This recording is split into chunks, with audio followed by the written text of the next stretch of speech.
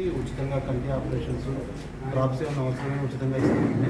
అలాగే sugar, BP ఉన్న వాళ్ళకి కూడా కంటి నరం టెస్టులు కూడా జరుగుతాయండి. ఈ సదవకాశాన్ని మాకు ఇచ్చినట్టు గారంపాటి నరసింహరావు గారికి మా హాస్పిటల్ తరఫున కృతజ్ఞతలు తెలియజేస్తున్నాం. నమస్కారం. ఈరోజు మన గ్రామ పార్టీ అధ్యక్షులు నరసింహరావు గారి ఆధ్వర్యంలో వాసన ఐక్య వారు కుస్నూరులో మెడికల్ క్యాంప్ నిర్వహించుకున్నారు.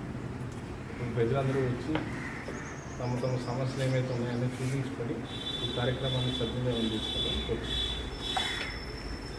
అందరికీ నమస్కారం అండి.